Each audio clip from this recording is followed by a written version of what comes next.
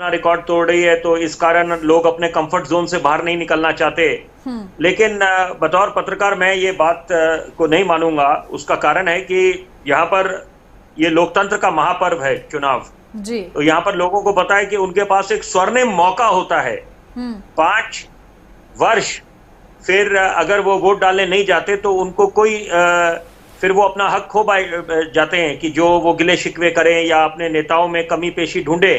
तो यहाँ पर इस स्वर्णिम मौके को कोई नहीं छोड़ना चाहेगा। बाकी काम करने के लिए भी जनता निकलती है। ऐसा तो है नहीं कि यहाँ पर भीषण सर्दी पड़े या आंधी तूफान आए, तो वो वाली स्थिति नहीं है ऐसी। लेकिन यहाँ पर तो इसलिए पहली बात तो है कि ये वो कारण नहीं है। तो यहाँ पर उदासीनता की जो बात चल रही है जी, तो देखिए अमूमन ऐसा बोला जाता है कि जब राजनीति की बात करते हैं और चुनावों की बात करते हैं कि जब भारी तादाद में जनता वोट डालने निकलती है तो वो जो सत्ता पक्ष में बैठी सरकार है उसके खिलाफ वोट होता है, एंटी इनकम्बेंसी जिसको बोलते हैं। लेकिन हाल फिलहाल कुछ वर्षों में हमने एक नया शब्द भी सीख लिया है, प्रो इनकम्बेंसी।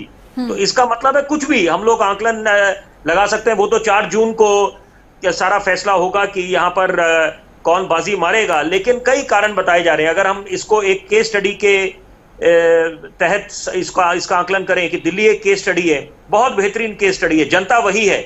लोकसभा के चुनाव होते हैं, स्पष्ट बहुमत दिल्ली की जनता भाजपा को दे देती है 7 सीटें। और वही बात है जब विधानसभा के चुनाव होते हैं तो वहां पर प्रचंड बहुमत आम आदमी पार्टी को।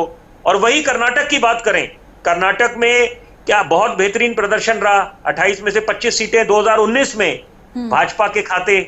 और वही बात है जब विधानसभा के चुनाव होते हैं तो बाजी कांग्रेस मार जाती है।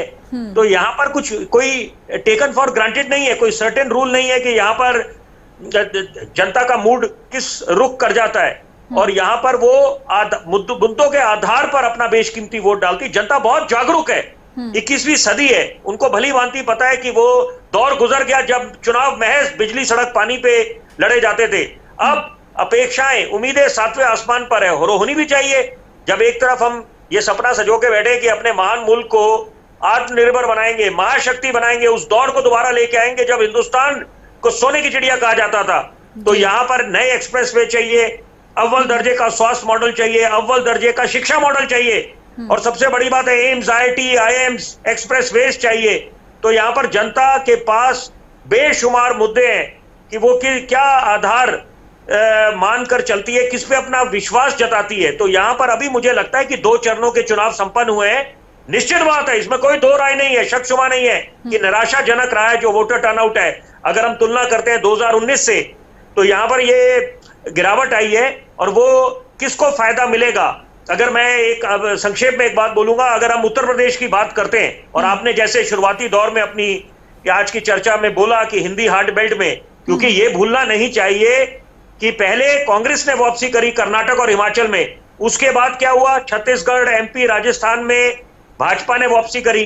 तो यहाँ पर लेकिन अभी हिंदी हार्ड बेल्ट में लोकसभा के चुनावों में अगर ये निराशाजनक वोटर टर्नआउट हुआ है तो इसके क्या संकेत है, इसके क्या मायने निकाले जाएं?